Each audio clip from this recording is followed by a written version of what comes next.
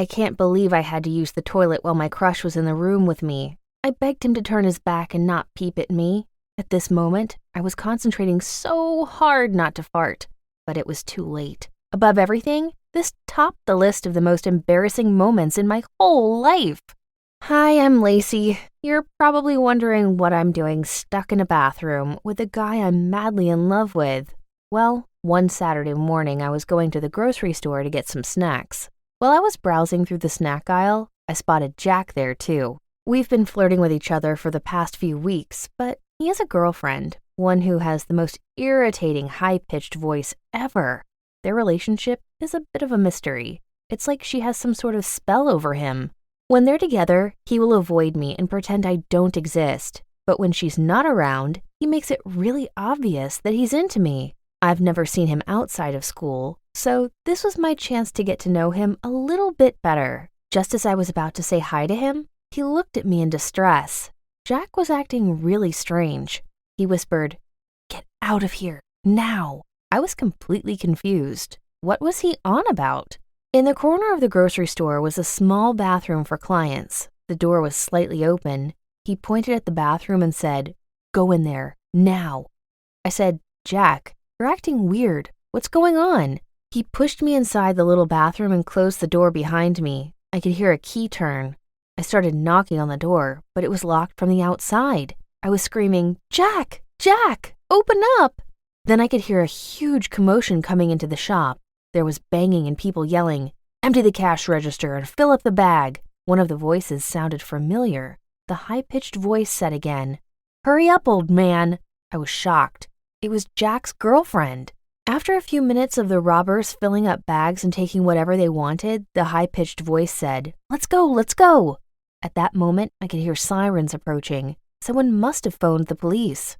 "Run!" yelled one of the robbers. The key to the bathroom turned again. I thought I was free, but it was Jack. He ran into the bathroom and locked the door from the inside. He put his finger in front of his mouth and told me to keep quiet. Was he keeping me as a prisoner? Was he part of this group of robbers? What's in the bag? Jack put his ear against the bathroom door and listened to what the police was saying. The police told the shopkeeper, "We caught one, but the other two got away. We're searching for him in the area. For now, we'd like you to close the shop. Keep your security cameras running. We'll come back tomorrow to investigate further." We could hear the shopkeeper locking up the place. He was in distress and probably forgot to check the bathroom. He made sure that the security cameras recorded everything that happened in the shop. At this moment, Jack had his hand over my mouth, preventing me from screaming, but he was gentle, not at all aggressive. The bathroom was really small. There was a toilet, a little basin, a rug, and a small chair. The floor was dirty, and it was smelly. Luckily, the room wasn't too dark. There was a small dim light that allowed me to see Jack's face. He sat on the toilet's lid with his hands in his hair. Oh no. This was the first time we got caught. This never happens. Jack seemed like a stranger. I had no idea who this person was anymore. I didn't want to be his prisoner. "Give me the key now," I said and tried to grab it from him. "No, not until I figure out what I want to do first." I didn't even listen to what he had to say. After a short struggle, he let go of the key and I put it into the keyhole. I must have been so nervous. Complete adrenaline took over, and the key broke off. I was stuck in this small, smelly bathroom with a criminal who I had a major crush on. Jack started laughing uncontrollably. Oh wow, I never thought this would be our first date. I was so mad at him. He got me into this horrible situation. I frowned and put my hands on my waist. He kept on laughing. "You're so cute when you're angry." I couldn't stay mad at him for too long. He has the most gorgeous smile. I gave in, smiled, and sat down on the filthy floor. Jack came and sat next to me. He put his hand on my shoulder and promised me that everything will be okay. Our eyes met. For a moment, I felt mesmerized by him. How amazing would it feel to finally kiss him? He put his hand on my cheek. Was he trying to seduce me? Then reality hit me like a ton of bricks. I jumped up and yelled, "Jack, you're a criminal! You robbed the poor shopkeeper. I will never kiss you." "You don't understand," he said. "You're right. I don't understand. How can you flirt with me and to have a girlfriend? And how you're actually a secret criminal?" I was feeling so confused. "I'm in love with you, Lacey. I've always been." I was so confused.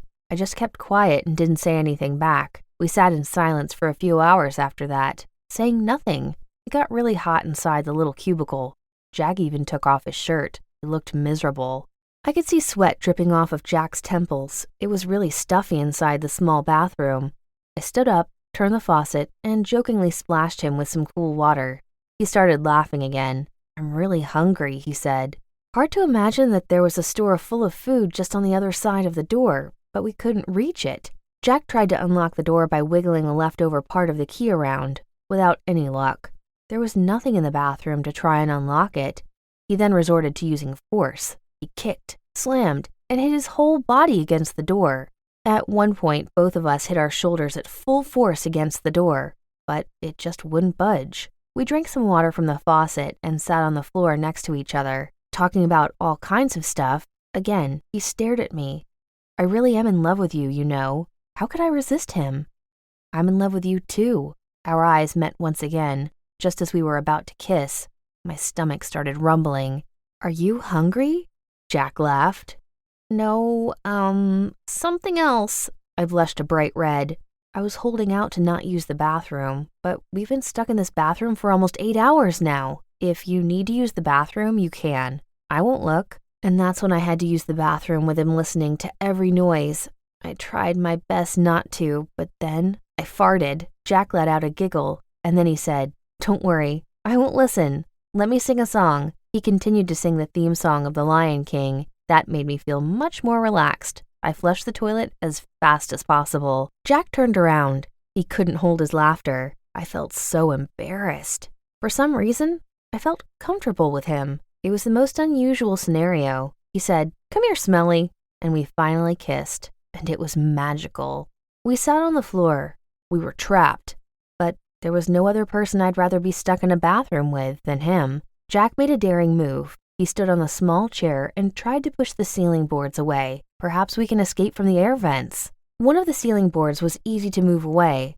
A gush of fresh air escaped from the vent. It was so refreshing. Then Jack gave a shrill scream. He nearly fell off the little chair. A rat fell from the roof onto the floor. Both of us were screaming and kicking at the rat. The rat was running around trying to escape us. I took the dustbin next to the toilet and put it on top of the rat, trapping him inside.